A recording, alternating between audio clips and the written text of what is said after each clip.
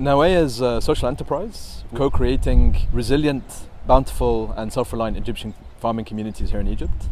We do this by creating a network of people that are like-minded, that are working towards the same goals. And we work with people from different backgrounds, socially, economically, financially. We get together in a room, we look at how we can really use the collective wisdom of all the people there to come up with these cool solutions and then to actually build them. What we're really doing is creating a safe space for different people to work together, to look at how challenges in Egypt around agriculture can be solved and how these solutions can become small businesses that create jobs for young Egyptians and at the same time create healthy communities. In Nawaya, we have a passion for good and healthy food, but we also would like to know that we're supporting communities. So part of the work that we do is focusing on training programs that are targeting smallholder farmers. And our training programs are practical and hands-on in the sense that we're trying to create small-scale income generation models to link farmers to the market, directly to consumers, and at the same time provide them with a diversity of opportunities in employment and in agriculture. We started this initiative in 2011 after the revolution with the intention of training a number of farmers. We started with 10, and the farmers would, over a period of 2 years, learn about different farming practices that are more sustainable and cleaner. And we started this project with the prototype happening in Fagnoun. And the reason we chose Fagnoun is because the owner of this place has opened the space for creativity, which is essentially what we're trying to do, but creativity in the field of farming, of agriculture. And given that this space is in the middle of farmland, it was easy for us to use a system of attraction rather than a system of imposing and going out and teaching people.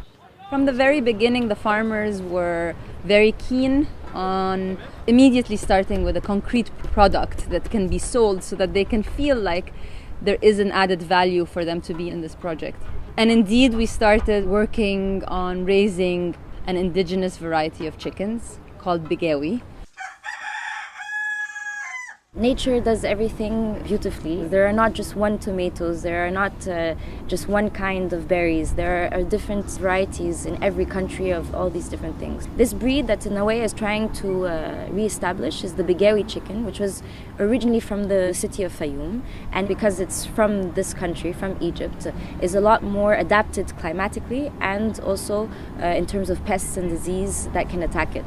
And so it's for this reason that Nawaya decided to call this line of its products Usul, which means origin.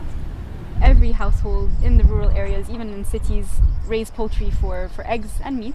So the idea of raising chickens with our farmers was very intuitive for them and their families. However, the scale of production that they're currently doing is too small. It's enough for their homes that if we want to bring their eggs directly to a consumer, to a market, then we would need to look at more of a semi-intensive raising. It was quite a challenge for us starting the project. How do we make a high quality and hygienic practice for raising poultry at a small scale? Most families that do keep chicken, especially indigenous chicken, keep them on the rooftop, keep them in the field. There's no management or coops or nutrition or feed programs. It's quite common that vaccines aren't given, that any kind of hygienic practices and biosafety are followed. So part of our approach with our farmers is to make them understand what is biosafety, why are we doing this, and eventually as our project grows, we can ensure that there is no influenza in this entire area. And these are the goals that we're trying to reach with our project. We were able to start experimenting on different feeds and in different ways to create a product that is rural, but at the same time with high standards, clean, good, and fair to the producers that are producing it. So on one end, our target is ensuring that the farmers we're working with have good standards of raising, but on the other hand, we're also looking at the consumer and what the needs of some of the consumers are of a product that's free of hormones, free of antibiotics, that has been raised with good standards. You're not only what you eat, you're also what your food eats. So the first thing we're trying to do is to reduce commercial feed that are usually fed to chicken. And we're doing this by supplying a highly nutritional alternative. When you're actually buying from us, you're also helping in developing this research, which is lowering costs for farmers and creating things that are actually helping communities generate income in the long term. We're a very old agricultural civilization. We've really been able to live sustainably for the majority of the time that we've been around. And it's only recently that we've forgotten the basics of sustainable agriculture. We can revive the former glory of Egyptian farmers in Egypt. We're slowly putting together a toolkit that will allow Egyptian farmers to live healthily in Egypt in a way that they can actually build their own solutions for themselves and actually help communities next to them.